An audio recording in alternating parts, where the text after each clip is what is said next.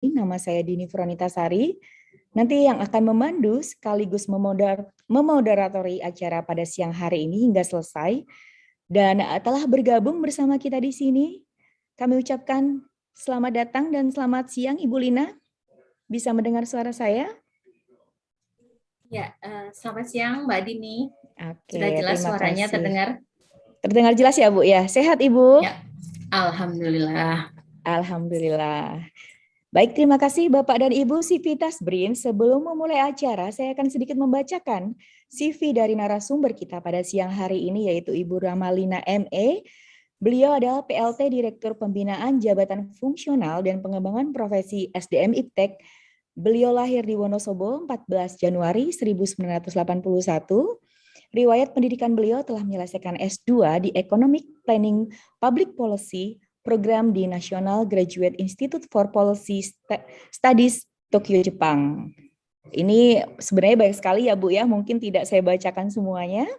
Kemudian untuk riwayat jabatannya, beliau adalah Kasubag Mutasi Jabatan Pimpinan Tinggi dan Jabatan Administrasi, kemudian Kepala Bagian Mutasi SDM LIPI dan sekarang menjadi PLT Direktur Pembinaan Jabatan Fungsional dan Pengembangan Profesi SDM IPTEK. Baik para Sivitas BRIN, kita santai saja ini ya Bu ya. Kita akan segera mendengarkan paparan dari Ibu Ramalina dan untuk waktu dan layar kami persilahkan Ibu. Ya. Baik, terima kasih Mbak Dini. Assalamualaikum warahmatullahi wabarakatuh, Bapak Ibu semuanya. Selamat siang. Apakah suara saya terdengar Mbak Dini dan Bapak Ibu? Terdengar Ibu. Mohon maaf Ibu. Ada pengantar dulu dari Ibu Dia selaku koordinator ya. Ibu. Ya, atau Bu Ses? Oh baik, mohon izin Bapak dan Ibu, sebelum kita masuk ke sesi paparan kita akan ada semacam pengantar ya Mbak ya dari Dr. Diah Rahmawati Subianto yaitu selaku Koordinator Komunikasi Publik. Silakan untuk layar dan waktu kami persilakan Ibu. Terima kasih Mbak Dini, singkat saja. Assalamualaikum warahmatullahi wabarakatuh. Selamat siang Bapak Ibu, kawan BRIN. Terima kasih sudah menyempatkan diri bergabung di Brief. Ini episode kedua dan dua hal yang ingin saya sampaikan pada semua kawan BRIN di sini. Yang pertama adalah kami sampaikan kembali Brief merupakan sebuah platform komunikasi yang digagas oleh manajemen BRIN gunanya untuk memberikan informasi sebanyak-banyaknya kepada Sivitas BRIN untuk lebih kenal dengan instansi tempat di mana kita bekerja. Dan kemudian yang kedua adalah apabila Ibu dan Bapak kawan BRIN ada yang memiliki rencana mungkin atau informasi kegiatan yang ingin disampaikan kepada Sivitas internal BRIN, kami persilahkan untuk dapat menginformasikan kepada tim komunikasi BRIN melalui pesan langsung di Instagram ppid_BRIN. Saya rasa itu saja. Selamat menikmati dan selamat melanjutkan brief pada episode kali ini dengan tema Yuk Kenali 4JF baru di BRIN. Jadi jangan cuma mau kenalan sama Mbak Dininya aja ya, tapi juga ke 4JF yang baru di BRIN ini. Nanti akan disampaikan oleh Mbak Rahmalina. Terima kasih Mbak Rahma untuk waktu dan kesediaannya. Demikian yang bisa saya sampaikan. Selamat siang. Wassalamualaikum warahmatullahi wabarakatuh. Waalaikumsalam warahmatullahi wabarakatuh. Terima kasih Ibu Diah Rahmawati. Jadi seperti itu ya tadi pesannya ya. Jadi kalau ada yang disampaikan boleh langsung di PPID-nya. Kemudian juga jangan cuma kenalan sama saya ya Ibu ya. Jadi memang harus kita pada kesempatan kali ini ingin memperkenalkan Bu. Ini sebenarnya antusiasmenya sudah cukup banyak Bu untuk mengenal ya Bu ya. Kalau tak kenal maka tak sayang gitu. Jabatan fungsional baru yang ada di BRIN terutama untuk yang dari baik itu OR PPT, OR LIPI dan lain sebagainya gitu. Jadi langsung saja para Sivitas BRIN dan Bapak Ibu, kita akan segera mendengarkan paparan dari Ibu Rahmalina. Untuk waktu dan layar kami persilakan Ibu.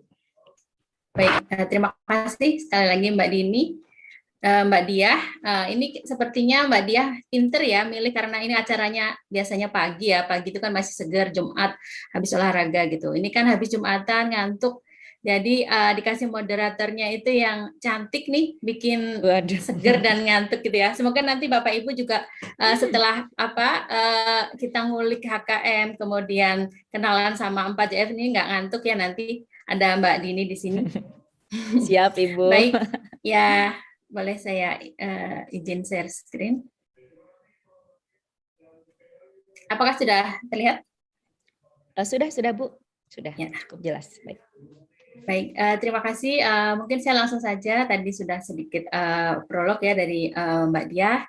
Baik Bapak Ibu, ini kita dalam rangka semacam refreshment gitu. Sebenarnya sosialisasi terkait dengan 4 jabatan fungsional baru ini sudah beberapa kali dilakukan. Namun untuk mengingatkan kembali terkait dengan 4 jabatan fungsional baru ini, hari ini nanti kita refreshment kembali. Di sini juga saya nanti ada bawa teman-teman, nanti apabila Bapak Ibu akan bertanya lebih detail nanti pada saat sesi diskusi.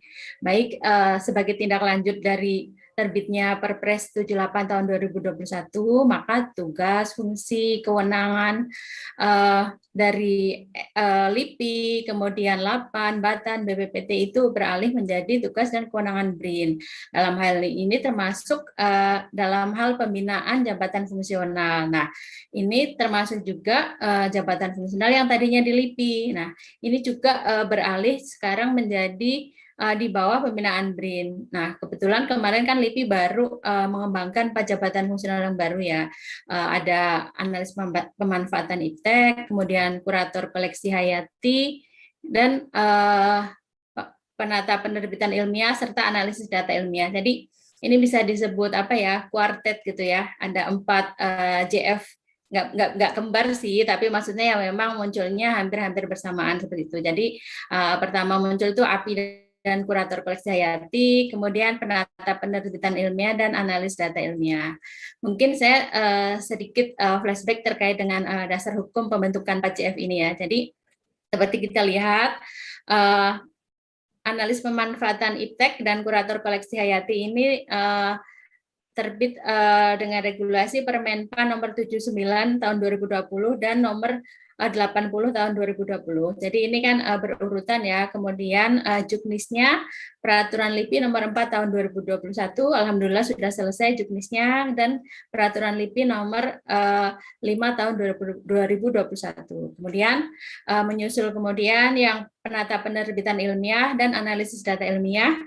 Ini juga 2 jabatan ini juga sudah alhamdulillah sudah terbit juknisnya, Perlipi nomor 6 tahun 2021 dan Perlipi nomor 7 tahun 2021. Jadi juknisnya ini yang benar-benar kuartet ya, karena memang berurutan seperti itu. Baik, selanjutnya. Nah, 4 jabatan fungsional ini sebenarnya merupakan menjawab hal-hal tantangan yang memang sebagai tindak lanjut dari rilisnya UU Sisnas Iptek seperti itu. Jadi analis pemanfaatan Iptek ini merupakan jabatan fungsional yang mempunyai ruang lingkup, tugas dan tanggung jawab itu untuk melaksanakan analis di bidang pemanfaatan ilmu pengetahuan dan teknologi. Jadi secara gampangnya semacam ini bridging gitu ya antara hasil-hasil penelitian yang nanti akan masuk ke industri atau dimanfaatkan lebih lanjut, termasuk juga terkait dengan perencanaan diseminasinya dan sebagainya. Kemudian API ini kita sebut aja ya, analis pemanfaatan iptek itu API. API ini berkedudukan sebagai pelaksana teknis di bidang pemanfaatan iptek pada instansi pemerintah. Nah, API ini masuknya di rumpun jabatan manajemen. Kemudian setelah API, kurator koleksi hayati. Kurator koleksi hayati ini merupakan jabatan kurasi ya, yang mempunyai ruang lingkup, tugas dan tanggung jawab untuk melakukan kurasi koleksi keanekaragaman hayati. Jadi kalau boleh sedikit cerita, sebenarnya terkait dengan kurator koleksi hayati ini, kalau dulu tugas-tugas kurasi ini kan dilakukan juga oleh peneliti seperti itu. Namun untuk lebih fokus pada kurasinya, maka dibentuklah atau muncul kemudian pemikiran untuk pembentukan jabatan fungsional yang memang khusus atau lebih fokus ke kurasi koleksi hayati. Jadi kalau dibayangkan ya, kayak misalnya saya membayangkan kayak kurasi lukisan atau benda-benda yang bernilai, benda-benda seni bernilai tinggi. Kalau peneliti dari sisi apa ya penelitiannya, kalau kurasi ini dari sisi handling terkait dengan misalnya spesimen, kemudian terkait dengan spesimen, bagaimana treatmentnya, bagaimana agar ini nanti untuk proses penelitian itu tidak rusak, terkait dengan perawatan dan hal-hal yang terkait dengan bagaimana perawatan apa ya kurasi koleksi yang memang berupa makhluk hidup, salah satu contohnya seperti itu. Jadi ini berbeda dengan peneliti ya. Nah, kemudian selanjutnya ada penata penerbitan ilmiah. Penata penerbitan ilmiah ini ruang lingkupnya itu terkait dengan pelaksanaan pengelolaan bidang penerbitan ilmiah. Jadi ini lebih ke penerbitan yang memang penerbitan ilmiah pada instansi pemerintah dan masuk ke rumpun jabatan manajemen gitu. Kemudian yang keempat itu ada ADI, analis data ilmiah. Nah, ADI ini ruang lingkup dan tanggung jawabnya itu terkait dengan pelaksanaan analisis data ilmiah. Kalau boleh cerita sedikit dulu, mungkin lingkupnya ada kepustakaan ya, repo-depo. Namun seiring dengan perkembangan zaman begitu, ini lebih luas lagi terkait dengan bagaimana manajemen data, bagaimana analisis data ilmiah pada instansi pemerintah secara lebih luas seperti itu, yang dapat bermanfaat nanti menjadi feeding untuk policy maker seperti itu. Kemudian analisis data ilmiah ini masuknya ke rumpun jabatan kekomputeran seperti itu. Nah, 4 jabatan fungsional ini masuknya kategori jabatan keahlian gitu. Jadi untuk yang analis pemanfaatan iptek, kurator koleksi hayati dan analisis data ilmiah itu ada 4 jenjang. Ahli pertama, kemudian ahli muda, ahli madya, dan ahli utama. Nah, untuk yang penata penerbitan ilmiah ini tidak ada jenjang ahli utama, hanya ahli pertambah sampai dengan ahli madya seperti itu. Nah, ini tugasnya lebih rinci ya terkait dengan 4 jabatan fungsional ini. Kalau untuk API itu lebih ke apa ya? Terkait dengan perencanaan pemanfaatan iptek, kemudian alih teknologi, intermediasi iptek, dan difusi ilmu pengetahuan teknologi dan komersialisasi teknologi. Jadi seperti tadi sedikit saya sampaikan di depan, API ini semacam bridging ya antara hasil-hasil penelitian dengan dunia pasar seperti itu. Kemudian menjadi terkait dengan misalnya pengurusan paten, kemudian bagaimana dia melakukan tes terkait dengan potensi untuk hasil-hasil penelitian ini dikomersialisasikan seperti itu. Nah, kemudian kalau yang kurasi tadi secara lebih detailnya yaitu meliputi perencanaan kurasi, kemudian pengumpulan, pendataan koleksi-koleksi, analisis koleksi, dan perawatan koleksinya tadi. Dari mulai misalnya bagaimana treatment penyimpanan, kemudian transportasi, kemudian hal-hal yang terkait agar ini tidak rusak untuk keperluan penelitian seperti itu.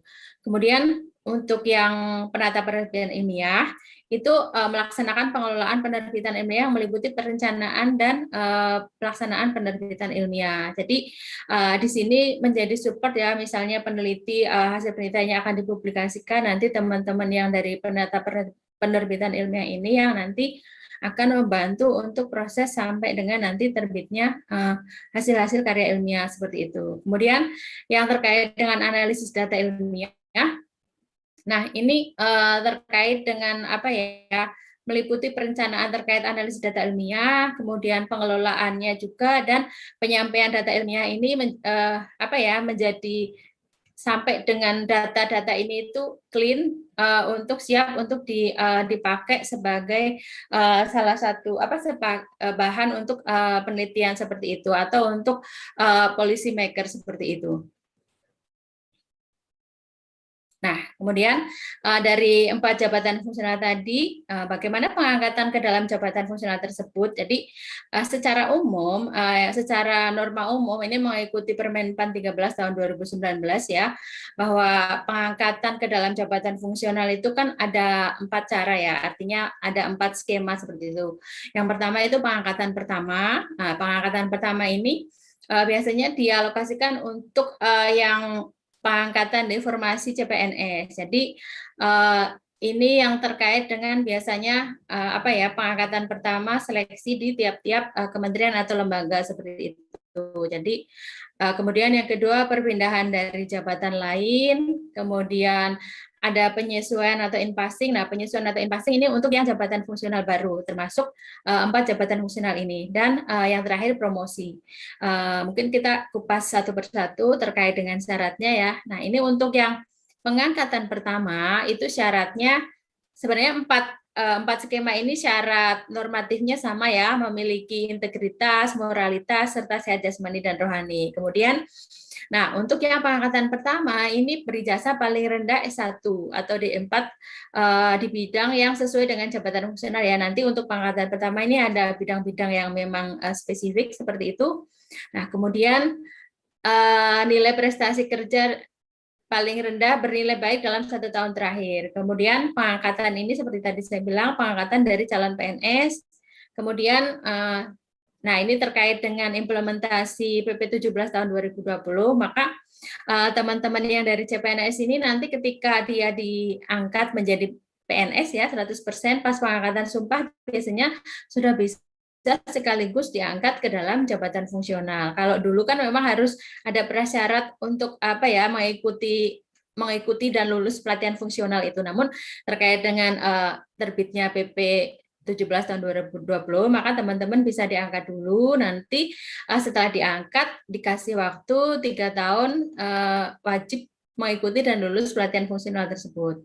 Nah, kemudian yang kedua terkait dengan skema melalui perpindahan dari jabatan lain. Nah, ini sebenarnya mungkin sekarang yang sedang banyak apa namanya pengen diketahui gitu. Apa sih syarat-syaratnya untuk perpindahan dari jabatan lain? Dari jabatan lain itu bisa aja dari JPT, kemudian atau administrator, atau perpindahan dari sama-sama jabatan fungsional lain seperti itu. Jadi secara umum tadi syaratnya itu memiliki integritas dan moralitas yang baik, sehat jasmani dan rohani. Nah, kemudian berijazah paling rendah D4 S1 ya di bidang apa D4 atau 1 untuk yang pertama dan muda dan pertama sampai dengan madya, kemudian minimum S2 untuk yang ahli utama. Ini untuk 3JF tadi ya, kecuali yang penata penerbitan ilmiah seperti itu.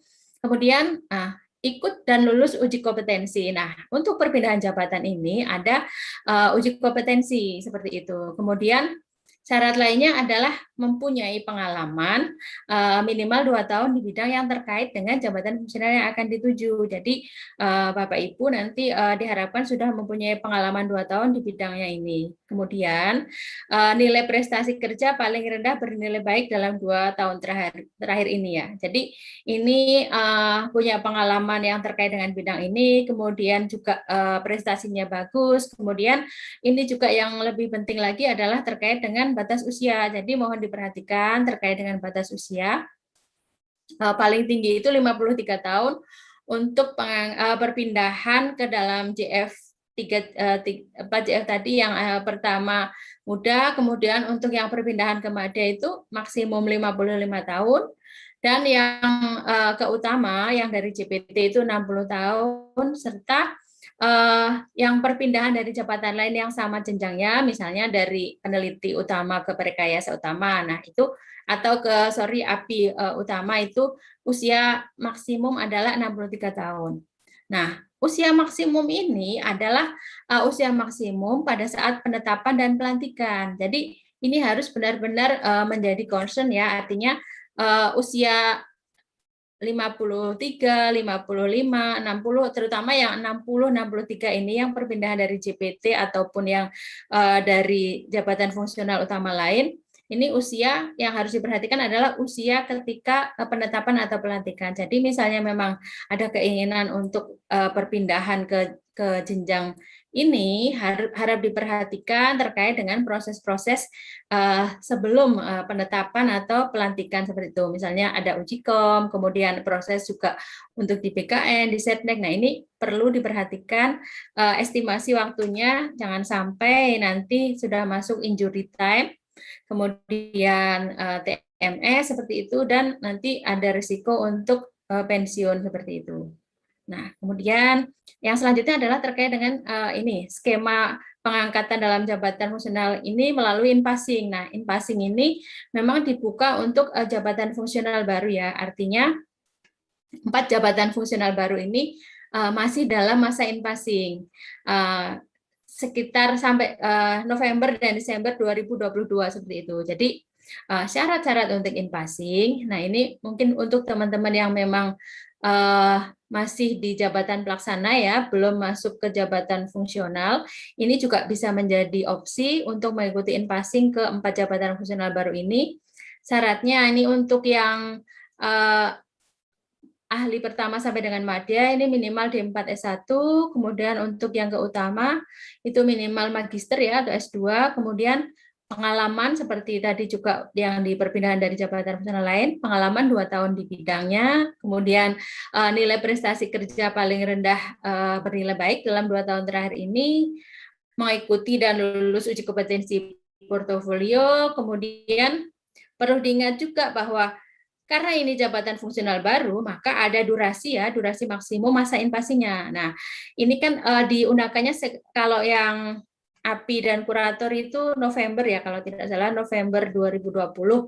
Nah, jadi masanya nanti paling telat sekitar November 2022. Kemudian untuk yang penata penerbitan ilmiah dan analis data ilmiah, ini sekitar Desember 2022 seperti itu. Nah, ini untuk yang pendidikan tadi ya, yang S2 itu hanya yang untuk 3 jabatan fungsional, untuk yang penata penerbitan ilmiah karena hanya sampai dengan ahli madya, maka syarat ijazah yang paling rendah adalah D4 atau S1. Nah, kemudian yang satu lagi yang penting adalah ketersediaan formasi. Ini kami juga kemarin baru mendapatkan info dari BKN ya, walaupun surat edarannya juga masih yang secara resmi belum rilis. Terkait dengan pengangkatan ke utama, nanti kita juga harus selalu melampirkan ini dokumen formasi yang memang sudah mendapat penetapan atau persetujuan dari Menpan. Jadi tidak hanya kita pengen untuk in-passing atau perpindahan jabatan ke jenjang ini, namun kita juga harus memastikan bahwa ada seat yang tersedia, ada kursi ibaratnya, ketersediaan lowongan untuk jabatan yang memang kita tuju. Nah, jadi sebelum masuk ke sini kita juga nanti harus mempertimbangkan hal tersebut. Kemudian terkait pengangkatan dalam jabatan fungsional yang terakhir itu melalui jalan promosi. Nah, ini promosi adalah pengangkatan ke dalam jabatan fungsional untuk teman-teman yang memang sudah di jabatan tersebut seperti itu. Jadi bisa yang ikut dan lulus uji kompetensi, kemudian sama seperti tadi ya, secara normatif prestasi kerja bernilai baik dalam 2 tahun terakhir, memiliki rekam jejak yang baik. Nah, ini yang perlu di-highlight ya. Kemudian tidak pernah melanggar kode etik dan kode profesi PNS. Ini mungkin nanti dilengkapi dengan surat tidak pernah dikenakan hukdis, kemudian berijazah paling rendah D4 atau S1 untuk yang ahli pertama sampai dengan madya, kemudian magister untuk yang promosi ke utama. Nah, terus termasuk juga yang tambahan ini termasuk yang gini. Jadi pegawai yang akan promosi ini termasuk dalam kelompok rencana suksesi. Jadi ini masuk ke talent pool seperti itu. Kemudian menghasilkan inovasi yang bermanfaat bagi instansi dan kepentingan nasional. Nah, ini dia berprestasi yang lingkupnya nasional dan diakui oleh lembaga yang terkait dengan bidang inovasi yang menjadi hasil invensi atau inovasinya dia. Dan yang lebih penting lagi adalah memenuhi standar kompetensi jenjang jabatan yang akan diduduki seperti itu. Nah, seperti tadi saya katakan, untuk yang pengangkatan pertama itu memang ada bidang-bidang ilmu yang spesifik untuk masing-masing jabatan fungsional seperti itu. Jadi kalau untuk analisis pemanfaatan iptek itu bidang ilmunya bisa ekonomi, manajemen, pertanian, kemudian peternakan, perikanan, kewirausahaan, komputer atau teknik atau rekayasa. Nah, kemudian untuk yang kurator ini bisa CPNS ya, yang dari bidang biologi, kemudian pertanian, kehutanan, atau ilmu alam lain. Nah, ilmu alam lain ini nanti mungkin sesuai dengan, biasanya sih dilihat ya silabusnya untuk yang bidang-bidang yang memang masih disebut agak general seperti itu. Nah, kemudian untuk yang menata penerbitan ilmiah, ini bidangnya cukup spesifik ya, terkait dengan bidang ilmu penerbitan, kemudian linguistik atau bahasa, kemudian sastra, perpustakaan, animasi, desain, komunikasi visual, kemudian ilmu komunikasi juga masuk di sini, kemudian ada film, televisi, atau media komunikasi lainnya. Nah, untuk yang terakhir, yang analisis data ilmiah ini, untuk pengangkatan pertama dari CPNS, bidang ilmunya itu bidang ilmu komputer, kemudian matematika, IPA ya, mohon maaf ini koma ya, IPA, kemudian ekonomi, ilmu kepustakaan, perpustakaan, ilmu informasi dan perpustakaan, atau teknik. Nah, ini di sini meliputi ada juga ilmu perpustakaan di analis data ilmiah, karena memang sekarang kan terkait dengan pengelolaan perpustakaan juga sudah modern ya, tidak seperti gambaran saya zaman dulu tuh kalau terkait dengan perpustakaan itu pasti ini yang buku-buku lama, atau terkait dengan pengelolaan koleksi buku dan sebagainya. Nah, untuk sekarang kan memang sudah modern ya terkait dengan pengelolaan perpustakaan ini. Nah, kemudian seperti saya sampaikan tadi, perlu diingat untuk yang pengusulan perpindahan ke dalam pengangkatan ke dalam jabatan fungsional melalui skema perpindahan jabatan itu harus benar-benar diperhatikan, terutama yang ke jenjang ahli utama ya, harus memperhatikan surat edaran Menteri Sekretaris Negara nomor 143 tahun 2018. Nah, di sini terkait dengan perpindahan jabatan ini memang ada semacam penekanan ya, bahwa untuk yang pengusulan ke jenjang utama yang memang penetapannya oleh Presiden itu minimal 3 bulan sebelum BUP itu sudah persetujuannya sudah harus masuk ke nota persetujuan dari BKN, itu sudah harus masuk ke Setnek seperti itu. Jadi artinya proses-proses sebelumnya, uji kompetensi dan sebagainya di instansi di tim penilai pusat itu tuh harus diperhatikan jauh-jauh sebelum 3 bulan. Jadi nanti tidak mepet seperti itu apabila memang ada risiko untuk nanti pensiun apabila tidak memenuhi syarat seperti itu. Kemudian karena penetapannya oleh Presiden, maka kan kita tidak bisa kontrol terkait dengan kapan penetapan tersebut atau pres tersebut rilis seperti itu.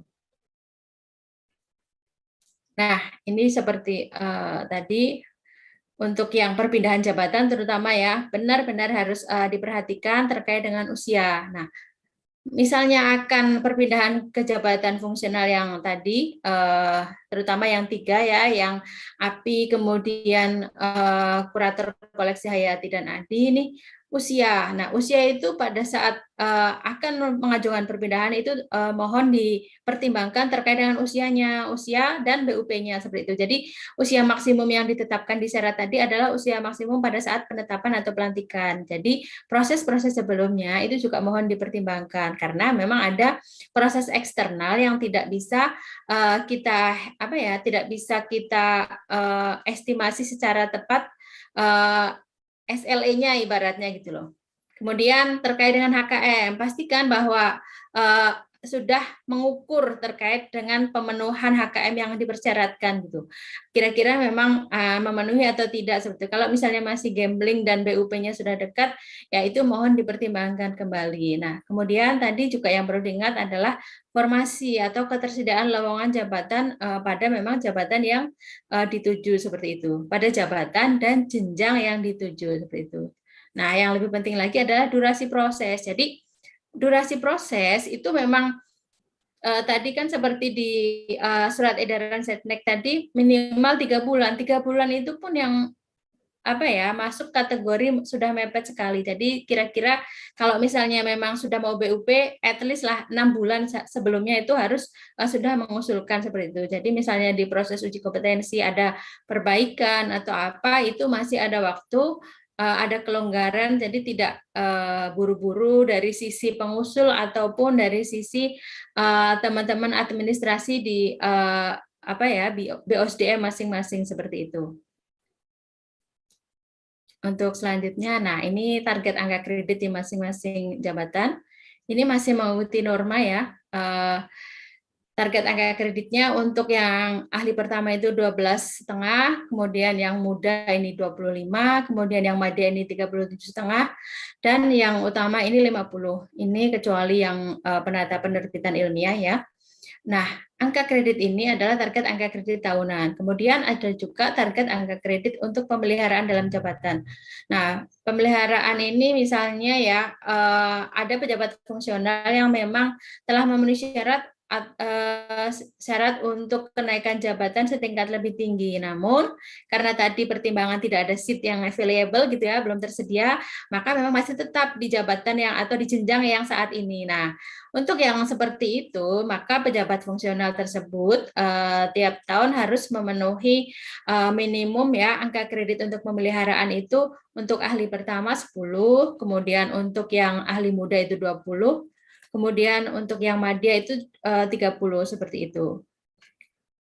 Kemudian untuk yang pejabat fungsional ahli utama ini ada 25 seperti itu. Nah, ini kalau saya kasih gambaran sedikit saja terkait dengan alur penilaian dan PAK ya, penilaian dan penetapan akredit ini kalau untuk yang pejabat fungsional ahli pertama dan muda ini penilaiannya masih di tim penilai instansi. Kemudian untuk yang tim pejabat fungsional ahli madya dan utama ini penilaiannya di tim penilai pusat seperti itu. Kemudian nah ini untuk pemenuhan tiap-tiap jenjang ini ya ada kredit pemenuhan tiap-tiap jenjang serta apa namanya untuk yang tiap-tiap jenjang ini ada prasyarat angka kredit kumulatif. Kemudian untuk yang kenaikan jenjang ini ada uji portofolio ya untuk mohon maaf untuk yang kenaikan jenjang ini ada uji portofolio itu yang harus dipenuhi terkait dengan selain juga mengikuti dan lulus uji kompetensi periode jabatan juga memenuhi angka kredit kumulatif. Jadi dua komponen ini nih tidak bisa sendiri-sendiri seperti itu. Jadi selain lulus dan mengikuti dan lulus uji kompetensi, para pemangku jabatan ini juga harus memenuhi angka kredit kumulatif yang dipersyaratkan pada jenjang yang dituju seperti itu. Kemudian untuk yang uji kompetensi kenaikan jenjang jabatan atau atau perpindahan melalui pengangkatan melalui perpindahan jabatan lain atau promosi, tadi itu ujiannya adalah uji portofolio, uji kompetensinya adalah uji portofolio dan wawancara seperti itu. Jadi ini gambaran singkatnya ya. Nah, kemudian terkait dengan hasil kerja minimal. Nah, ini masing-masing jabatan fungsional ini mempunyai hasil kerja minimal. Nah, HKM itu merupakan pemenuhan persyaratan capaian kinerja setiap periode dan sebagai pemenuhan persyaratan capaian kinerja pengangkatan dalam jabatan. Nah, ini HKM itu pemenuhannya adalah pemenuhan yang setiap periode ya. Kemudian juga untuk sebagai syarat untuk misalnya untuk yang kenaikan jenjang seperti itu. Kemudian 4 jabatan fungsional ini jangka waktu periode pemenuhan HKM-nya itu adalah 5 tahun. Nah, kalau untuk peneliti itu kan 4 tahun ya. Kalau untuk yang 4 jabatan fungsional baru ini cukup longgar yaitu 5 tahun. Namun untuk yang 4 jabatan fungsional baru ini tidak seperti peneliti. Kalau peneliti kan ada kesempatan apabila tidak terpenuhi di periode saat ini ada kesempatan untuk perpanjangan satu periode dengan requirement yang double seperti itu, volumenya double. Nah, untuk ini tidak ada perpanjangan periode, maka hanya 1 periode. Apabila dalam 1 periode tersebut belum memperoleh HKM yang dipersyaratkan, nah maka konsekuensinya adalah pemangku jabatan tersebut diberhentikan dari jabatan fungsional tersebut, seperti itu. Namun ini lumayan panjang ya, durasinya 5 tahun seperti itu. Nah, kemudian untuk hasil kerja minimal yang diperoleh pada 1 periode itu hanya dapat diklaim untuk pemenuhan persyaratan capaian kinerja setiap periode pada periode tersebut. Jadi ini tidak seperti peneliti juga, ada batasan terkait dengan HKM, perolehan HKM untuk pemenuhan HKM 1 periode ya. Kemudian HKM yang sudah pernah diklaim pada pemenuhan persyaratan, maka tidak bisa diklaim ulang untuk pemenuhan pemenuhan HKM dalam 1 periode. Nah, kemudian ini yang lebih penting lagi adalah usulan HKM untuk pengangkatan dalam jabatan dari kenaikan jenjang di bawahnya itu tuh akumulasi capaian HKM selama periode berjalan dan 1 periode sebelumnya, seperti itu. Nah, kemudian untuk periode awal pemenuhan HKM diperhitungkan di tahun berikutnya dari tahun pengangkatan. Contoh misalnya ada pejabat fungsional API, misalnya API Madya, itu dilantik TMT-nya 1 Agustus 2021. Nah, maka perhitungan periode awal pemenuhan HKM tahun berikutnya itu berarti 1 Januari 2022, seperti itu gambarannya. Nah, ini mungkin sedikit detail terkait dengan cara membaca ya, cara membaca terkait dengan HKM untuk tiap-tiap jabatan fungsional. Jadi gini, kalau di Juknis itu kan ada tabel-tabel seperti ini. Nah, untuk Bapak Ibu yang akan masuk ke dalam jabatan fungsional melalui perpindahan jabatan, maka yang perlu diperhatikan itu yang tabel sebelah kiri ini.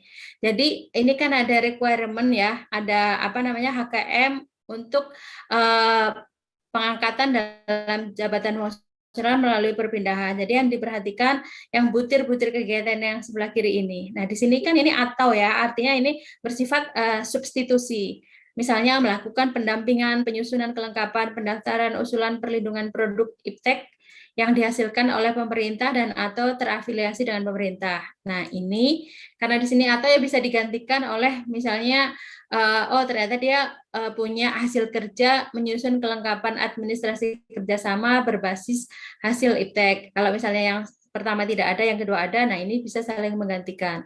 Nah, kemudian requirement volumenya juga harus diperhatikan. Untuk yang melalui perpindahan ini volumenya di sini.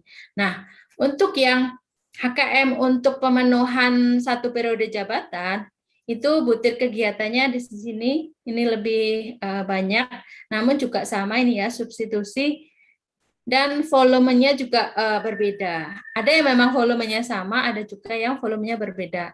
Ini untuk ahli pertama, untuk pengangkatan ke selanjutnya belum ada ya. Kita bisa lihat untuk yang kemuda.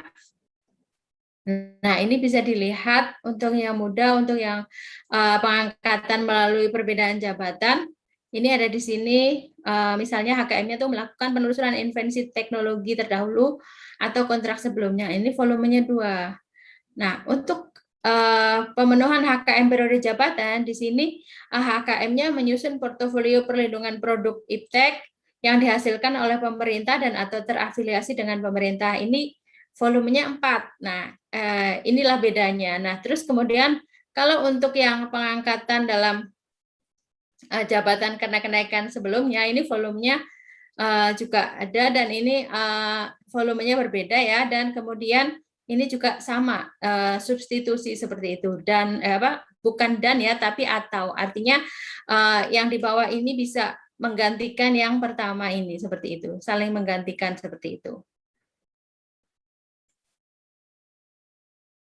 Jadi bisa dilihat di sini sebenarnya untuk yang pengangkatan jabatan karena kenaikan jenjang di bawahnya itu merupakan akumulasi ya, akumulasi dari hasil yang pemenuhan periode jabatan yang di bawahnya seperti itu. Ini polanya sama dari untuk 3 ini sama ya, untuk yang analis pemanfaatan iptek, kemudian kurator koleksi Hayati dan Adi.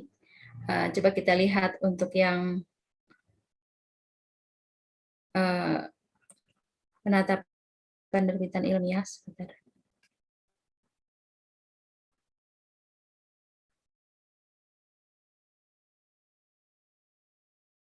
Oh, maaf. Ya, seperti itu ya Bapak Ibu. Jadi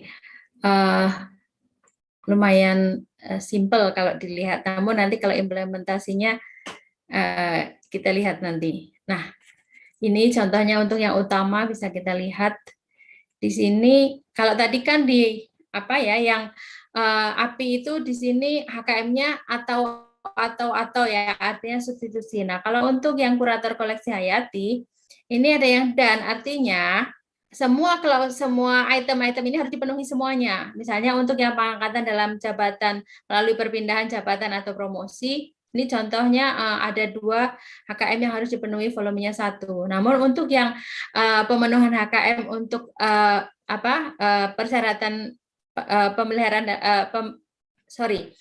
pemenuhan HKM untuk periodisasi jabatan itu ada 1, 2, 3, 4, 5, ada 5 item. Nah, 5 item ini juga harus dipenuhi semuanya, jadi tidak bersifat substitusi. Nah, kemudian apabila untuk kenaikan pengangkatan dalam jabatan karena kenaikan jenjang, ini lebih banyak lagi terkait dengan volumenya. Jadi mohon diperhatikan seperti itu.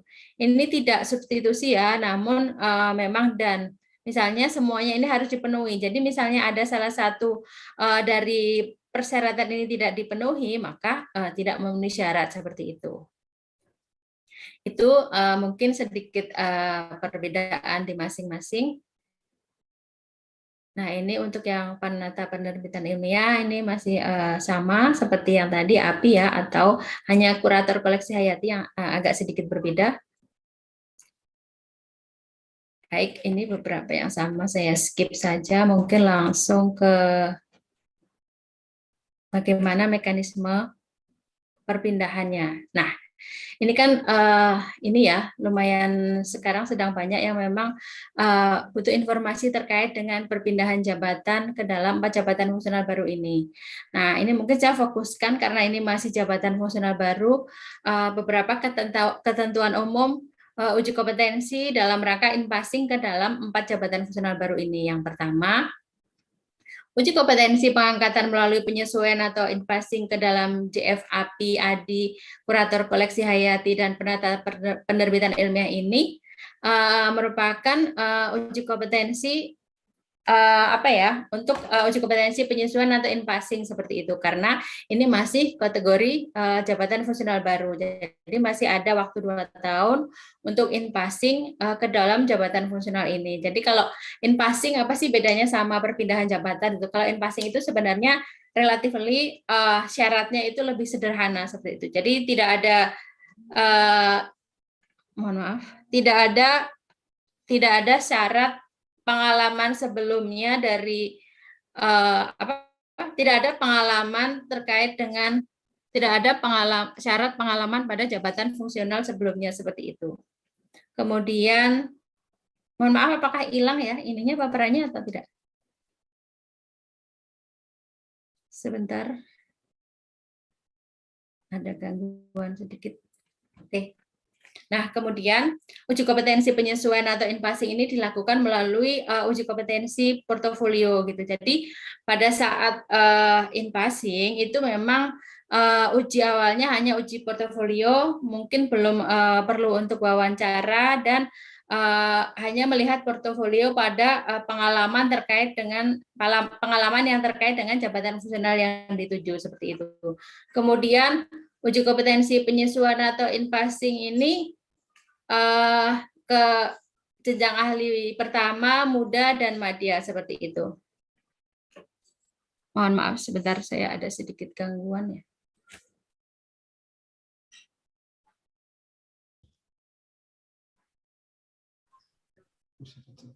Untuk laptopnya ya Bu ya, mungkin. Ya, sebentar. Sebentar ya. Baik. Mohon maaf. Oke. mohon maaf.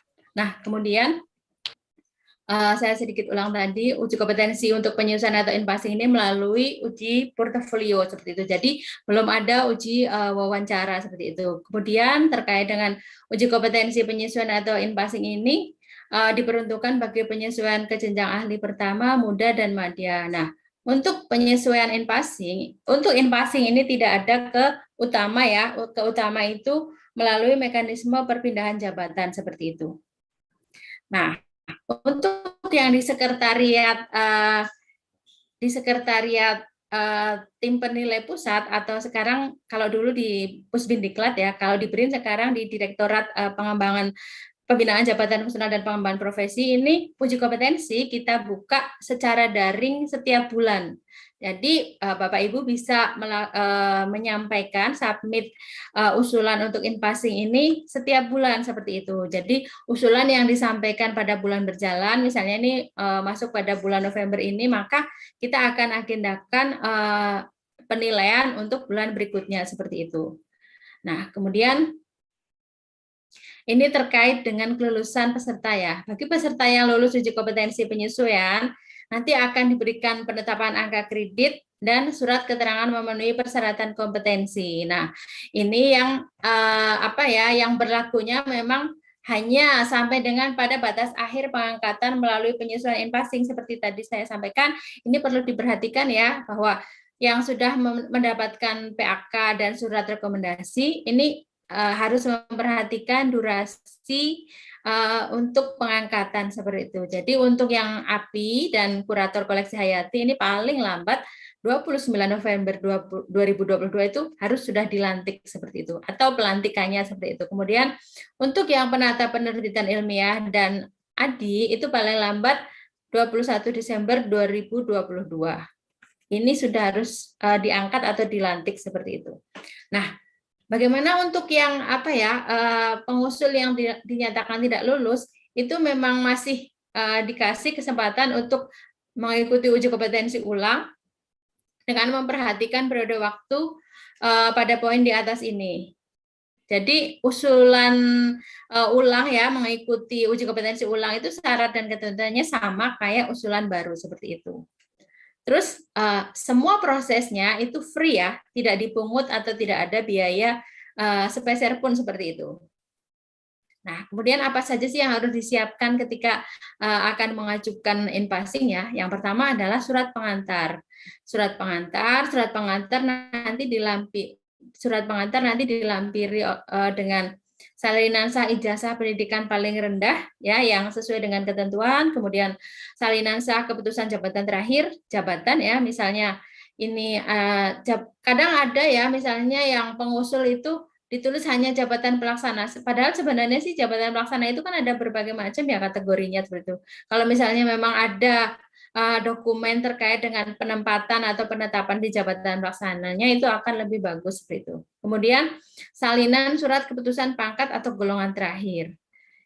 Ini juga kadang baru pertek sudah dilampirkan seperti itu. Jadi mohon yang dilampirkan adalah SK keputusan salinan keputusan kenaikan pangkat ya, bukan pertek dari BKN. Kemudian salinan kartu pegawai ini juga perlu disampaikan. Nah, kemudian surat keterangan pengalaman sesuai dengan bidang jabatan fungsional yang dituju, paling singkat 2 tahun. Nah, waktu 2 tahun ini sebenarnya tidak harus yang berturut-turut seperti itu. Jadi ini akumulatif ya, artinya misalnya ada satu masa di mana in between itu tidak melakukan kegiatan tersebut, namun kalau ada perhitungan akumulasinya 2 tahun, itu dapat diterima.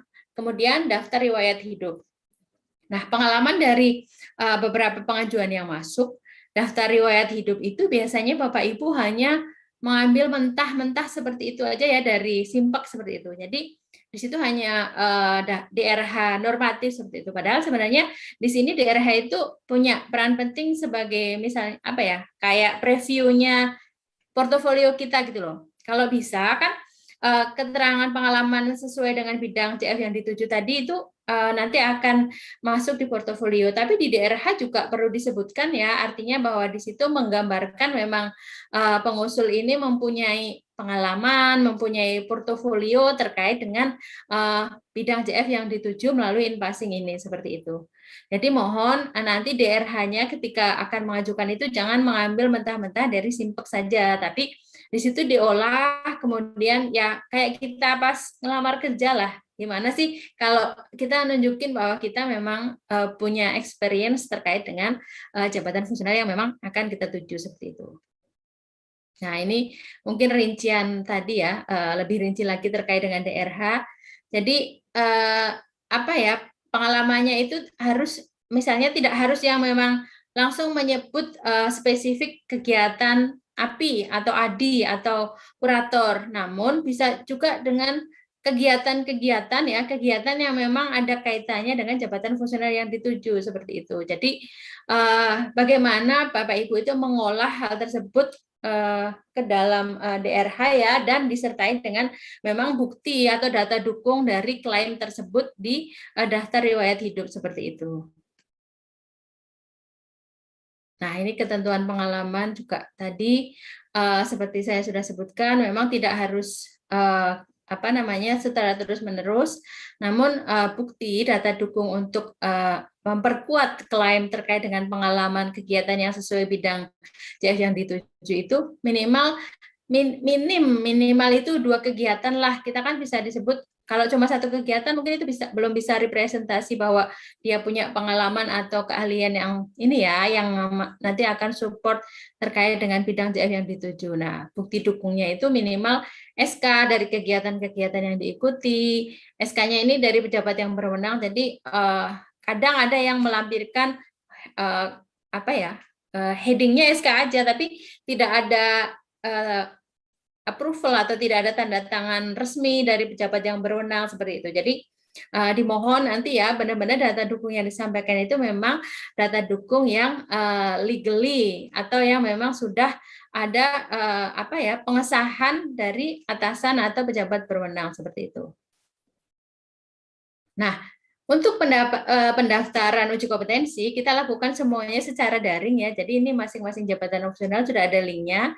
Nanti monggo silakan Bapak Ibu untuk tur ke masing-masing link ini untuk melihat bagaimana sih di dalamnya, apa syaratnya dan sebagainya. Itu di situ aja nanti bisa langsung tur masing-masing.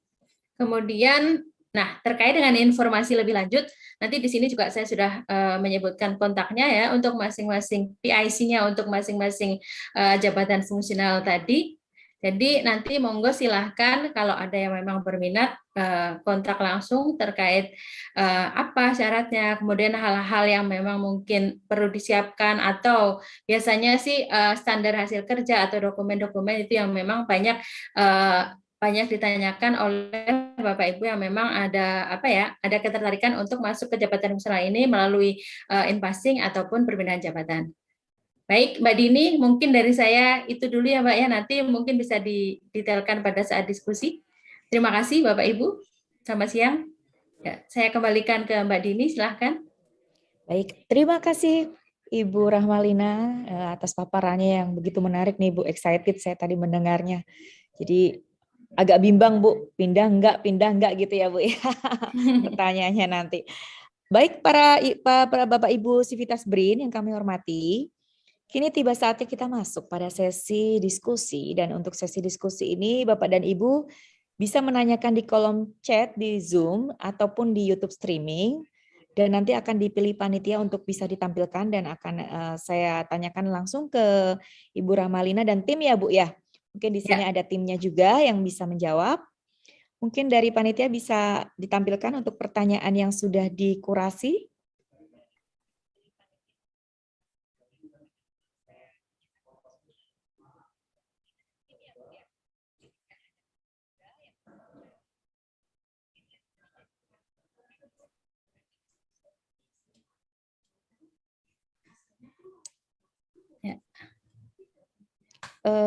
Masih terpotong ya ini sepertinya. Terpotong sepertinya.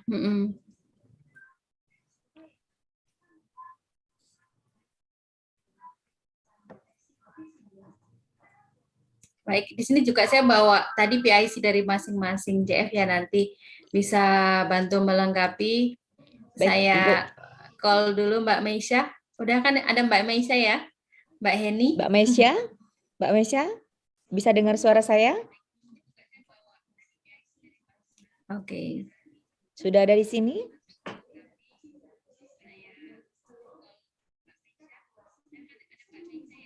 Iya, baik. Oke. Siapa lagi, Ibu?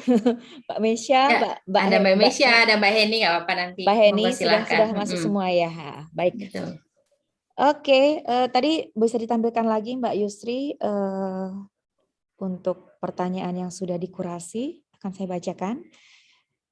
Baik, yang pertama dari Pak Iskandar Bakri dari ORPA, berapa jumlah formasi yang dibutuhkan untuk keempat jabatan fungsional baru ini, dan apakah sudah ada juknis terkait 4 jabatan fungsional ini? Silakan Ibu Rama.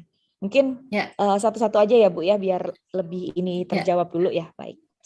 Baik, nah ini terkait dengan formasi memang masih dalam penyusunan ya, dengan apalagi setelah integrasi kan memang kita baru mau 2 bulan ya, artinya tim BOSDM juga sedang bekerja keras agar segera formasi untuk semua jabatan fungsional yang ada memang bisa langsung ditayang seperti itu. Seperti Bapak Ibu ketahui juga kita kan dalam masa pemetaan ya, artinya memang hal-hal tersebut menjadi prioritas seperti itu. Nah, kemudian terkait dengan juknisnya sudah ada, seperti tadi saya sampaikan, juknisnya bisa dicek ya Bapak Ibu di JDIH BRIN ya. Kalau dulu masih di LIPI, mungkin kalau di BRIN belum ada, di JDIH LIPI Bapak Ibu bisa di type keyword terkait dengan juknis 4JF ini sudah ada semuanya. Kemudian mungkin ini tambahan ya, kalau tunjangan fungsional itu belum ada. Ini masih dalam proses kita pengajuan atau pembahasan dengan Menpan seperti itu. Kemudian untuk 4JF ini nanti memang akan ada unit-unit yang spesifik untuk penempatan seperti itu. Tapi ini juga masih menunggu terkait dengan formasi yang sedang disusun oleh tim BOSDM seperti itu. Untuk BUP 4JF baru ini masih normatif ya. Nanti mungkin Mbak Meisha bisa menambahkan karena ini kan belum masuk di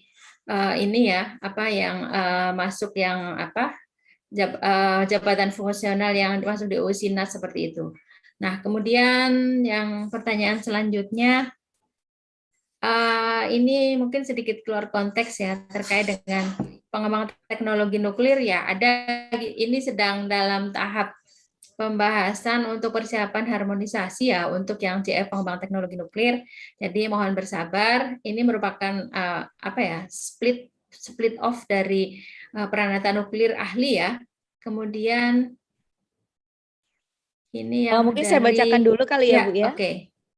Jadi tadi Ibu sudah balas untuk yang pertanyaan pertama, yang apakah spesifik akan ditempatkan di wilayah mana? Jawabannya adalah belum spesifik ya Bu ya.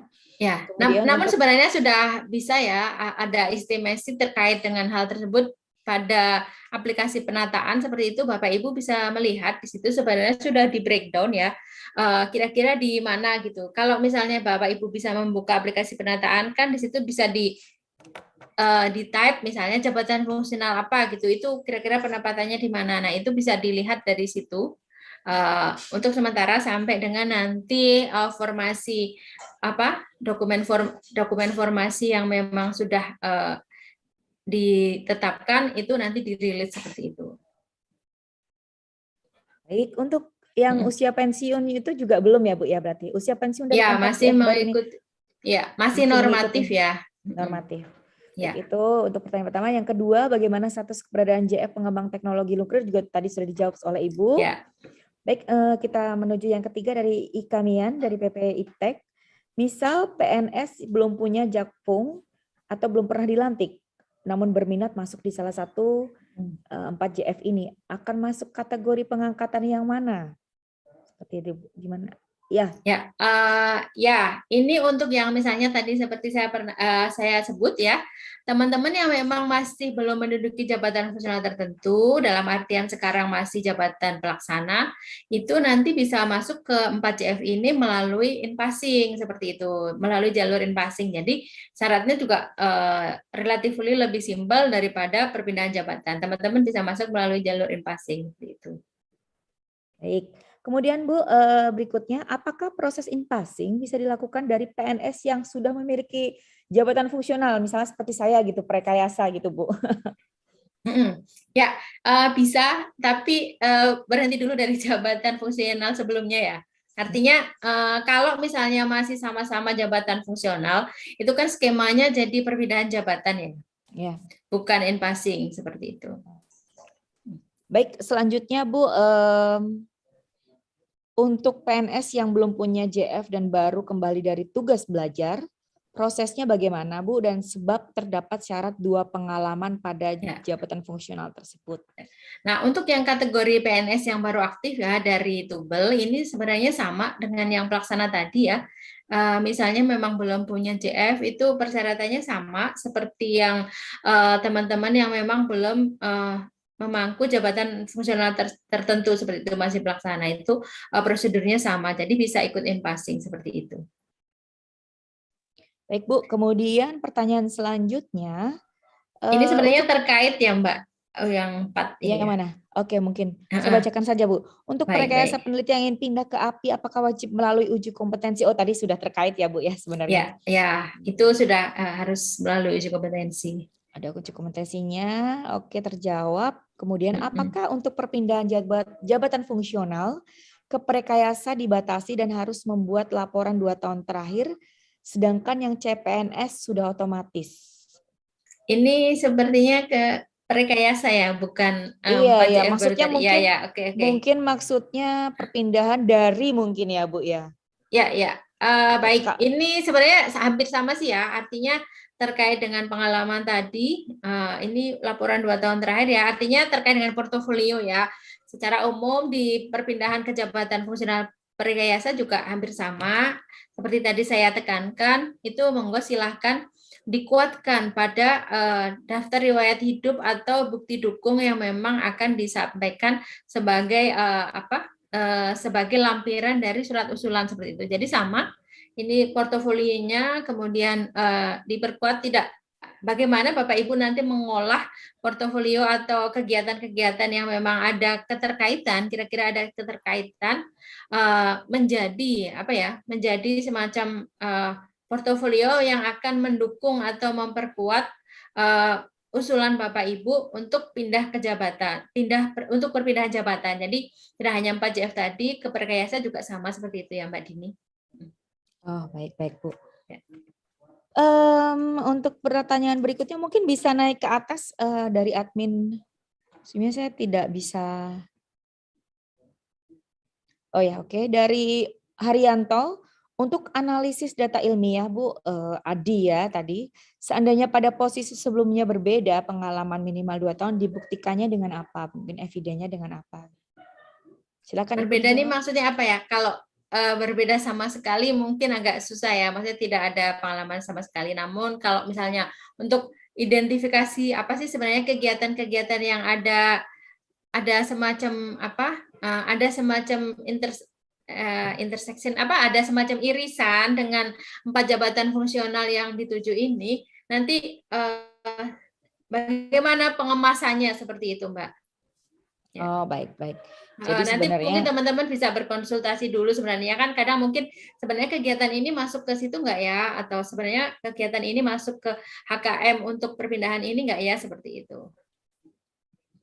Ya, jadi memang dilihat dulu juga ya Bu, konteksnya seperti apa. Ya. Kadang kan memang sudah punya kegiatan-kegiatan yang ternyata ini memang bisa diklaim sebagai pengalaman, namun masih bingung untuk menuangkan apakah ini benar nggak sih relevan dengan pengalaman yang diminta untuk sebagai syarat perpindahan jabatan atau seperti itu.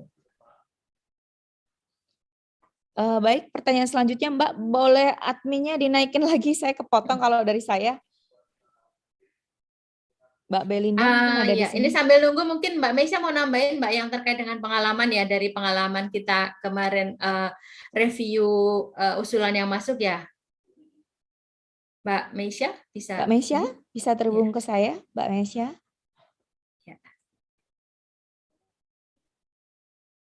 Atau Mbak Heni, di sini ada Mbak Heni nggak?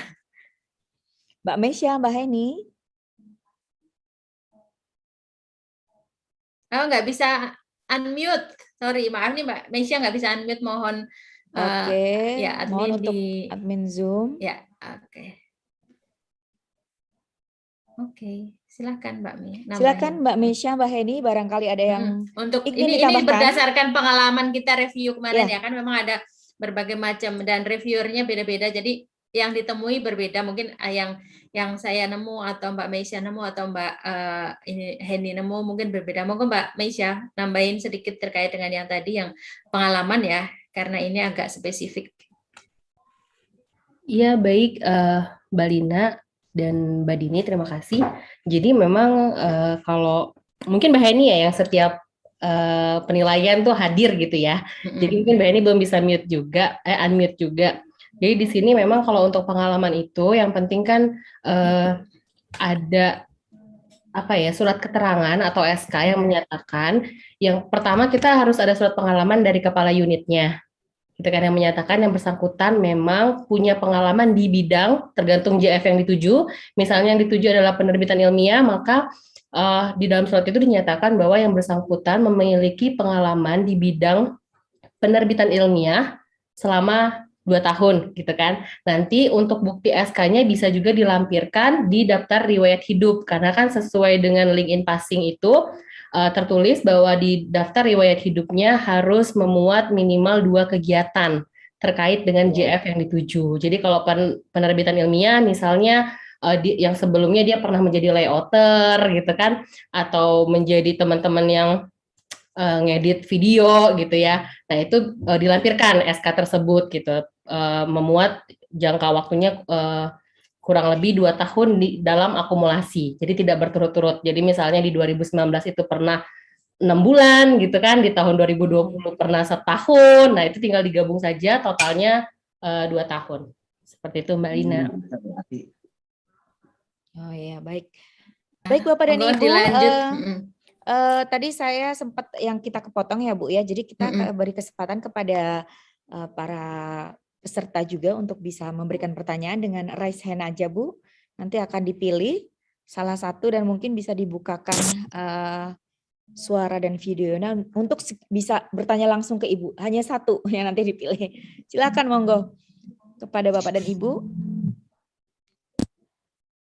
Assalamualaikum. Assalamualaikum Ibu.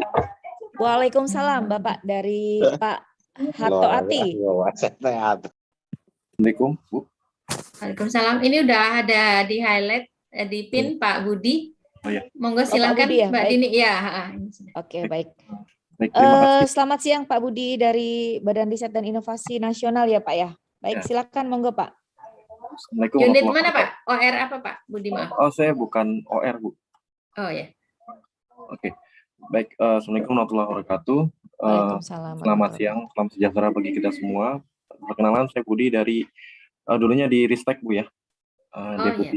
Deputi Inovasi. Saya ingin bertanya, ada beberapa hal yang saya tanyakan langsung saja. Yang pertama, saya kan sudah memiliki jabatan fungsional dengan tingkat ahli muda Ibu ya. Jika ingin saya berpindah ke contoh ke API ini, mekanisme itu berarti apakah pindah jabatan atau in passing.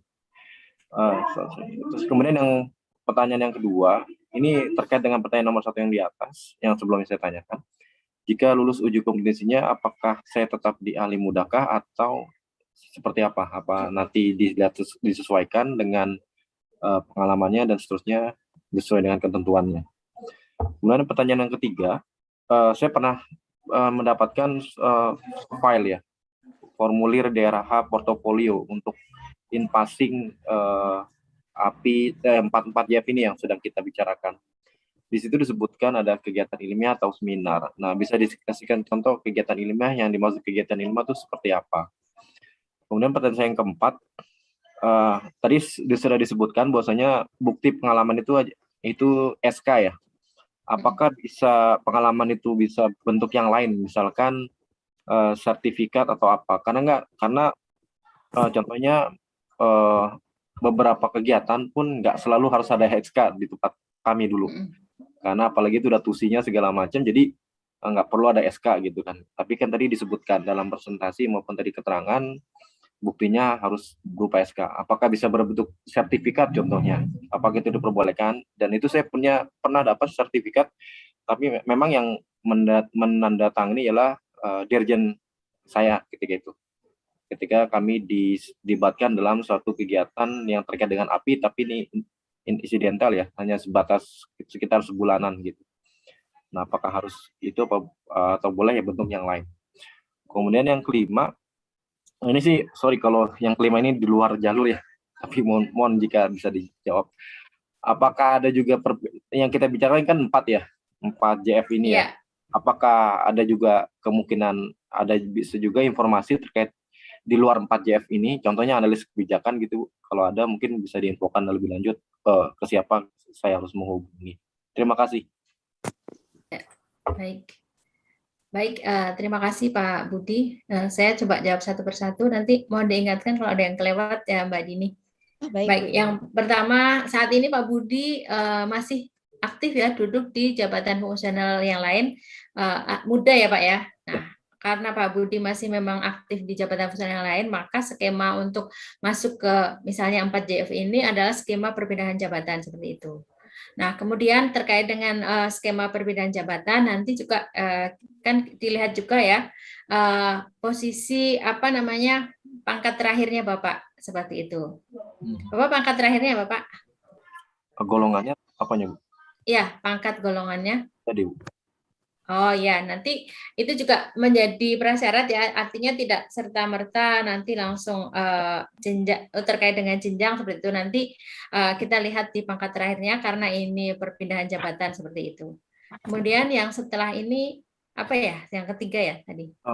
Contoh kegiatan ilmiah. Contoh kegiatan ilmiah. Oh ya, kalau untuk contoh kegiatan apakah harus selalu dalam bentuk SK seperti itu ya? Apakah tidak bisa bentuk sertifikat gitu ya? Karena gini sih logikanya, kalau misalnya itu dalam bentuk kegiatan, contoh gini, misalnya ada pengalaman yang kemarin untuk uji kompetensi itu ada teman-teman yang dari Kemenristek itu punya pengalaman terkait dengan keterlibatan atau keikutsertaan dalam kegiatan misalnya yang ada kaitannya dengan diseminasi. Nah, itu kan kalau kegiatan itu berarti sequence ya, rangkaian gitu loh. Kalau misalnya itu bentuknya sertifikat, itu biasanya pelatihan singkat seperti itu. Artinya kan itu istilahnya tuh skala, kalau bisa bicara terkait dengan pengalaman itu kan skala keterlibatan, skala kematangan, skala keterlibatan itu beda ya kalau misalnya itu bentuknya pelatihan singkat seperti itu Pak Budi sih, logika sederhananya seperti itu ya. Kalau misalnya kegiatan kan itu asumsinya memang tidak hanya dalam periode pendek seperti itu Pak Budi. Itu yang lebih ke filosofisnya seperti itu ya. Kemudian terkait dengan yang pertanyaan terakhir, apakah ada kemungkinan jabatan fungsional lain Bu yang di luar dari 4 JF betul. ini? Ada dimungkinkan. Kita kan sebenarnya sekarang ya yang di bawah BRIN itu, yang memang di bawah BRIN itu ada 11. Jadi mungkin ini juga jawab pertanyaan tadi yang ada saya sekilas baca ya. Sebenarnya ada jabatan fungsional apa aja sih? Maksudnya apakah ada yang terkait dengan keaeronautikaan atau keantariksaan? Ya, ada. Jadi saat ini BRIN itu punya membina 11 jabatan fungsional aktif ya, yang dari peneliti, kemudian ini ya, API, ADI, PPI, kemudian kurator koleksi hayati, kemudian yang jabatan fungsional bidang perkebunrayaan itu ada analis perkebunrayaan, ada teknisi perkebunrayaan, dan 2 yang tadinya dari teman-teman Batan itu peranata nuklir dan teknologi nuklir. Nah, yang dua ini tadinya kan jabatan Pranata Nuklir Terampil dan Ahli ya, kemudian split off yang ahli menjadi pengembangan teknologi nuklir. Nah, dua jabatan yang kenukliran ini masih dalam proses untuk penyelesaian juknis. Juknis masih persiapan kita untuk harmonisasi. Semoga saja memang bulan ini kita bisa. Kemudian terkait dengan tunjangannya juga sudah diusulkan untuk yang sebagai gambaran saja ya, untuk yang kenukliran ini sudah izin prakarsanya sudah keluar, jadi tinggal nunggu harmonisasi untuk terbitnya nanti perpres tunjangan seperti itu. Kemudian ada juga jabatan fungsional perkebudayaan. Perkebudayaan ini sudah dari 2018 sebenarnya ada analis perkebudayaan dan teknisi perkebudayaan. Kemudian ada juga jabatan fungsional Prekayasa dan Litkayasa seperti itu yang memang sudah settle dari dulu ya. Kemudian ada juga dua jabatan fungsional yang memang masih dalam tahap pembentukan yang tadi saya sampaikan, yang Pranata Keaeronautikan dan Keantariksaan, mohon koreksi dan kalau salah ya, dan Penata. Jadi dua jabatan fungsional dari teman-teman yang tadinya X8 ini masih dalam proses pembentukan seperti itu, Pak Budi. Di luar itu yang memang instansi pembinaannya BRIN. Nah, di luar itu ada jabatan fungsional lain seperti contohnya Anjak yang tadi Pak Budi sampaikan. Itu untuk penilaian dan sebagainya di BOSDM, Pak. Namun untuk yang sosialisasi dan sebagainya itu juga memang nanti perlu untuk berkonsultasi atau bisa nanti inilah lebih lanjut sama instansi pembina masing-masing seperti itu, Pak Budi. Jadi kalau untuk yang BRIN ada 11 aktif dan 2 yang memang masih dalam proses pembentukan, masih proses uji beban seperti itu. Baik, maaf, kalau tadi yang terkait dengan bukti tadi, Bu, itu kan memang kami tidak, ya seperti saya bilang, di tempat kami itu tidak harus selalu dengan SK ya, untuk itu sayangnya gitu ya. Jadi kami dilibatkan, nanti ada yang 6 bulan, ada yang, tapi nggak perlu ada SK gitu. Jadi ketika kami ada seperti itu, kami ketika diminta bukti pengalaman agak kesulitan, apalagi ini kan penggabungan BRIN. Dan beberapa jabatan pun mereka juga sudah nggak mau tanda tangan lagi karena udah merasa tidak menjabat lagi karena ini kan sekarang udah BRIN eranya gitu ya. Jadi itu gimana ya Bu ya kalau terjadi seperti itu ya, terutama di Ristek nih seperti itu Bu. Jadi kami kalau mau bikin SK pun memang tidak ada untuk tertentu ya, kalau saya ya tidak ada, dan kalau kami mau buat SK-nya pun kan nggak mungkin backdate gitu ya. Apakah backdate diperbolehkan, terus siapa yang mau tanda tangan gitu Bu? Itu kesulitannya Bu. Kalau harus pakai SK ya. Mbak Meisha, ini gimana Mbak? Kemarin ada kita nemu yang seperti itu nggak ya Mbak ya? Kalau nggak salah sih biasanya SK ya, lebih ini ya. Iya, jadi intinya itu sebenarnya kita butuh bukti real. Apa sih ini buktinya gitu kan? Kalau tidak ada SK mungkin bisa diganti dengan laporan kegiatan yang ditandatangani oleh penanggung jawabnya atau kepala unitnya gitu ya sebelumnya. Karena kalau misalnya atau misalnya tadi kan ada sertifikat ya, misalnya di dalam sertifikat itu kan ada waktunya, ada dari tanggal berapa sampai tanggal berapa dilaksanakannya gitu kan ya. Jadi kita bisa validasi bahwa itu benar gitu. Tapi kalau misalnya nggak ada bukti kan kita tidak tahu ini benar atau tidaknya, seperti itu. Kita juga kalau jika diperlukan kita bisa konfirmasi ya Mbak Meisha ya, artinya terkait dengan data dukung yang disampaikan seperti itu, Pak. Jadi tadi filosofinya sih kita pengen ngelihat sih mengkonfirmasi dari klaim. Artinya kan ketika kita menyampaikan data dukung itu sebenarnya klaim kita. Nah, kita kadang juga perlu untuk mengkonfirmasi dan klarifikasi sebagai penguat dari klaim yang diajukan oleh Bapak Ibu pengusul seperti itu.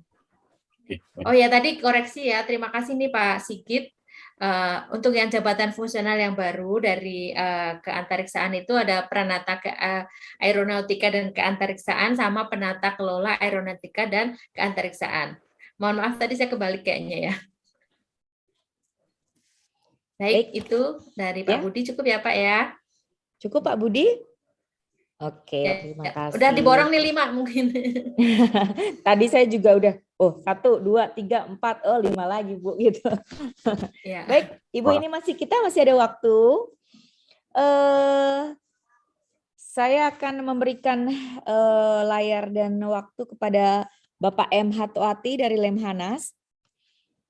Silakan dikasih ininya Mbak, aksesnya untuk bisa bertanya langsung kepada Ibu Rahmalina. Ini sepertinya pada excited Bu ini Bu. Kurang kita ini Bu sebenarnya waktunya. Iya, karena 4 ya. Boleh. Iya. Monggo silakan Pak. Monggo Hatoati. Pak Selamat Hatoati. sore, mohon izin Ibu dan Bapak Ibu sekalian, mohon izin. Saya Pak Hatoati dari Lemhanas. Izin bertanya ya. Sebagian tadi sepertinya alhamdulillah dicerahkan sebagian pertanyaan sebelumnya. Mungkin saya akan sedikit mengambil yang berbeda, tapi buat saya sepertinya penting dan bermanfaat ya. Ya, yang pertama itu terkait jadi bisa berapa formasi tadi, formasi kayak masing-masing dari empat jabatan baru, terutama ADI ya. Kemudian saya tertarik dengan ADI karena sepertinya beririsan dengan tugas saya yang sekarang. Mohon izin Bu, saya ceritakan Bu ya bahwa boleh. sedikit. Saya di Lemhanas di kedeputian pengkajian strategik. Kebetulan saya di bidang prok dan evaluasi. Jadi mengevaluasi kegiatan pengkajian strategis termasuk tracer study dan seterusnya gitu. Kemudian saya termasuk jabatan fungsional saya analis kebijakan ahli muda, tapi itu dari hasil dari normalisasi. Iya betul Bu. Jadi gitu. Terus golongan saya kebetulan 4A, terus penyetaraan golongan menjadi fungsional muda, fungsional ahli muda. Nah, saya sebenarnya tertarik dengan tadi Adi. Jadi di situ Ibu jelaskan peluang bisa ke arah madya gitu Bu ya. Iya. Karena naik jabatan lah gitu. Itu dengan posisi saya sekarang analis kebijakan muda, kemudian golongan atau pangkat 4A atau pembina, itu bisa nggak Bu melalui in-passing atau melalui pindah jabatan atau bagaimana misalnya ke ADI tapi madya gitu. Kalau bisa bagaimana caranya dan mekanismenya. Itu yang pertama. Yang kedua, BRIN kan seperti kapal besar, sepertinya menantang itu Bu. Apalagi pemerintah mendukung total seperti dari BRIN. Jadi satu hal yang excited sepertinya challenge ya. Terus kemudian terkait salah satu saya di Lemhanas gitu atau beberapa teman juga di Lemhanas, memungkinkan nggak Bu gitu terkait ada formasi untuk pindah ke sana atau bagaimana personalnya ya Bu, bukan dalam arti per institusinya atau per debutnya enggak, tapi dalam arti saya secara pribadi gitu memungkinkan nggak Bu ada peluang di sana gitu untuk lebih mengabdi kepada negara melalui BRIN ini gitu. Kalau ada bagaimana caranya, mohon izin Ibu. Terima kasih, mungkin itu menambahi pertanyaan tadi. Selamat sore, izin. Ya, terima kasih. Silakan Ibu. Ya, baik. Terima kasih Pak Hatoati. Ini mungkin juga ada yang masuk pertanyaan yang sama nih. Mohon maaf baru ini di chat juga ada. Untuk Bapak Ibu yang saat ini memang masih memangku jabatan fungsional tertentu, itu sebenarnya bisa ada 2 opsi ya. Pertama, ikut perpindahan jabatan itu ngacu ke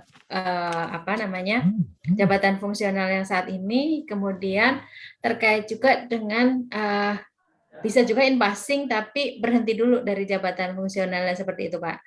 Kalau Bapak kan tadi ada pemenuhan HKM tuh tadi yang tabel-tabel saya sampaikan ya, nanti misalnya Bapak mau ke madya ya, mungkin Bapak kemarin jadi ke muda karena pada saat waktu itu pengawas ya Pak ya, jabatan ininya ya, pengawas pada saat penyetaraan ya Pak ya, padahal pangkatnya sudah 4A. Nah itu nanti bisa Pak, misalnya nih Bapak mengukur dari uraian tugas Bapak saat ini, kok kayaknya saya bisa ya memenuhi syarat untuk pemenuhan HKM untuk ke in-passing ke madya seperti itu. Nah, nanti monggo Bapak diukur, kemudian dicek dulu ke pemenuhan HKM-nya, kemudian syarat-syarat yang lain seperti pendidikan dan sebagainya. Nah, nanti bisa juga Pak in passing, namun dengan konsekuensi Bapak berhenti dulu dari jabatan fungsional saat ini, seperti itu Pak.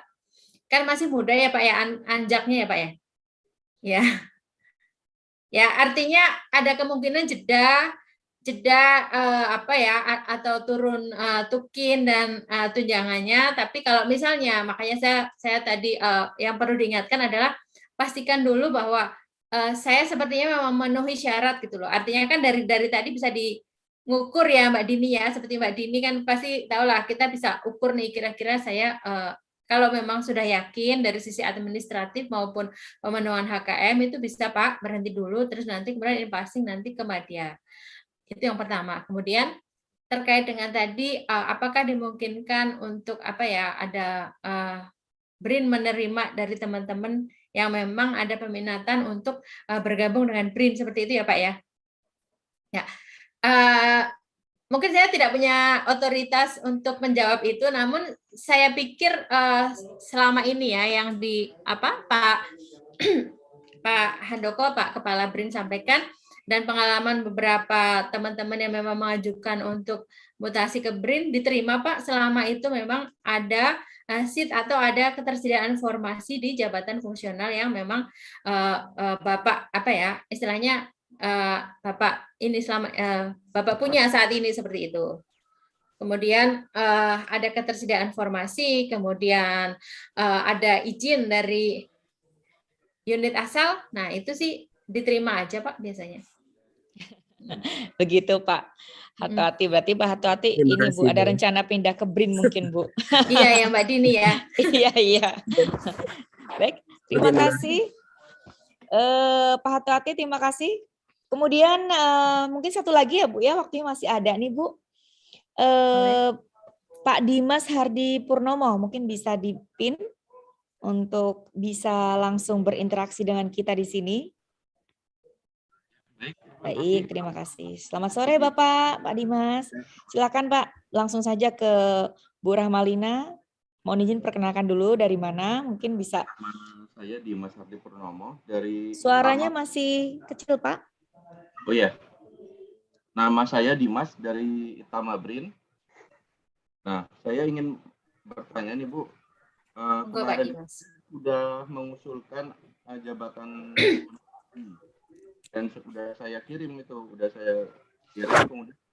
tapi dalam daerah itu saya belum melampirkan bukti minimal 2 kegiatan itu Bu, dan pas saya coba tadi mau bisa saya teruskan nggak sih, bisa saya edit gitu, ternyata udah nggak bisa ya Bu ya, itu bagaimana ya Bu ya? Oh ya, Bapak mohon maaf tadi karena agak kecil ya, Bapak sudah submit untuk in-passing atau perpindahan ya Pak? In-passing. Untuk in-passing Bu. Ya, untuk in-passing API. Ya, Adi. Ya. Oh Adi, Bapak. Baik, tapi sebenarnya kalau bukti dukung sudah, namun di DRH-nya itu belum istilahnya menyampaikan terkait dengan apa ya, semacam review portofolio Bapak seperti itu ya Pak ya. Ketika akan edit juga ini tidak Bu, bisa ya. 2 eviden ya. Gitu Bu. Bukti fisiknya 2 bukti fisiknya belum gitu. Oh iya. Baik. Ya. Oh ya, karena kalau memang sudah disubmit tidak bisa diedit ya. Jadi nanti kita akan juga melakukan verifikasi terkait dengan hal tersebut. Biasanya kan dikonfirmasi dari sistem apa saja yang memang penyebab itu belum memenuhi syarat. Nanti tapi ada kesempatan untuk memperbaiki Pak Hardi seperti itu setelah verifikasi. Karena kita tiap bulan ada, istilahnya tiap waktu pengusulan masuk ada verifikasi, insya Allah sih tidak lama ya nanti setelah diverifikasi seperti itu akan ada notifikasi. Mungkin Mbak Heni ada Mbak bisa liatin contoh ininya nggak ya Mbak? Iya, izin Bu Lin. Jadi begini Pak, terkait in-passing ini, pengusul itu bisa melakukan submitted melalui sistem CG, dan itu submit bulan ini akan ikut penilaian di bulan depan. Nah, saat nanti penilaian di bulan depan itu akan dilakukan verifikasi terhadap data-data yang masuk ke sekretariatan.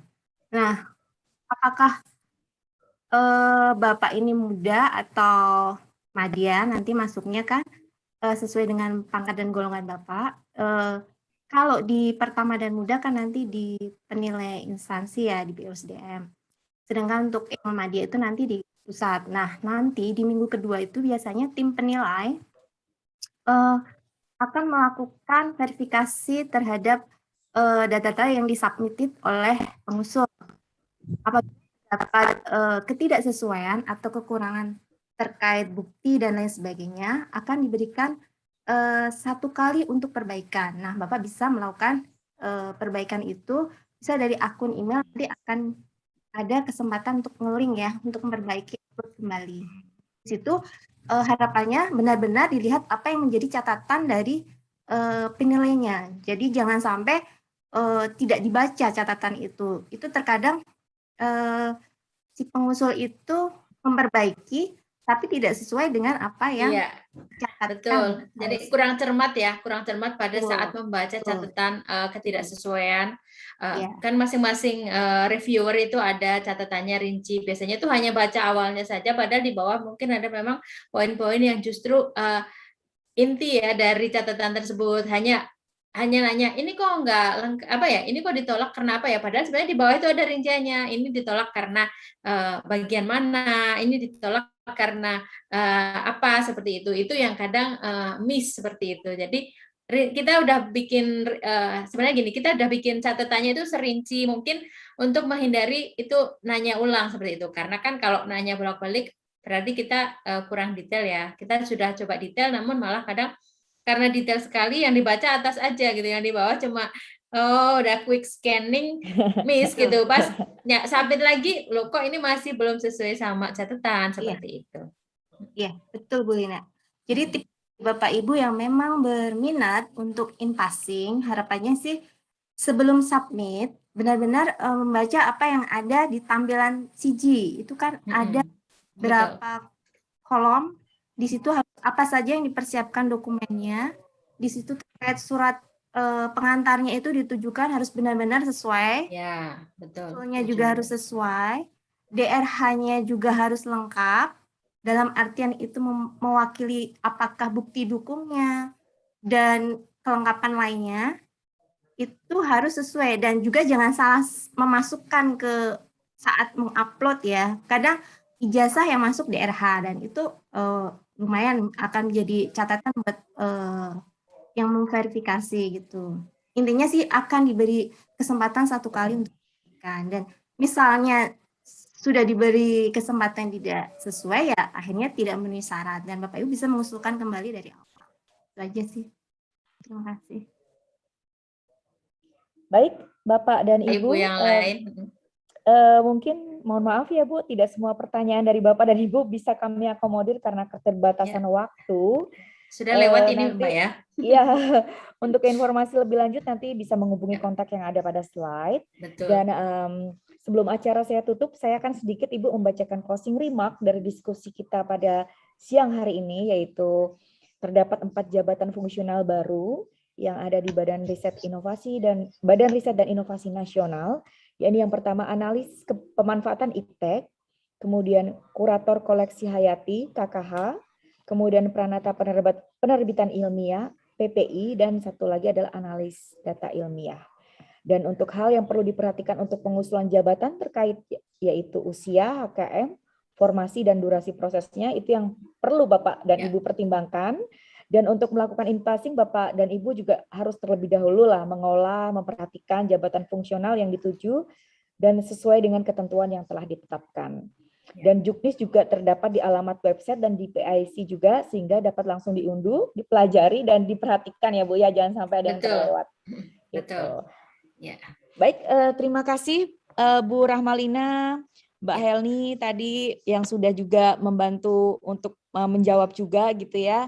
Jadi kita berharap pada kesempatan kali ini, pada siang hari ini, tidak semua memang bisa kita akomodir ya Bu ya, pertanyaan yang datang dari YouTube, kemudian dari Zoom itu, tapi bisa berlanjutlah pertanyaan-pertanyaan itu nanti di PIC masing-masing. Ya. Akhir kata Bu, saya Dini Furnitasari mengucapkan terima kasih kepada seluruh Civitas BRIN, dan kita berjumpa lagi di brief minggu depan mungkin dengan tema-tema seru lainnya tentu saja ya Bu ya. Dan Ya, semoga ini jadi ajang belajar juga ya. Betul. Dan saya juga mengucapkan terima kasih banyak untuk Bu Rahmalina terutama Bu atas paparannya, insight-nya, ilmunya untuk kita semua, dan tidak menutup kemungkinan akan ada pertanyaan-pertanyaan yang mungkin nanti bisa ditanyakan langsung melalui PIC masing-masing itu tadi. Baik, terima kasih Bapak dan Ibu. Saya pamit undur diri dan mohon maaf jika ada kekurangan dari saya pribadi. Terima kasih sekali lagi. Wabillahi taufik wal hidayah. Wassalamualaikum warahmatullahi wabarakatuh. Waalaikumsalam warahmatullahi wabarakatuh. Terima kasih Bapak dan Ibu.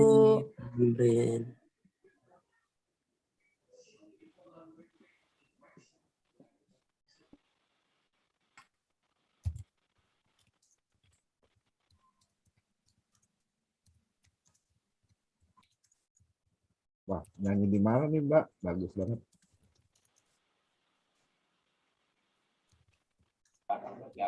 Vokalis itu. Boleh dong duet. Tinju. Duet. Oh, duel. Bukan Bapak, ini lagi moderator, Bapak offline. Bukan mic nyanyi Bapak.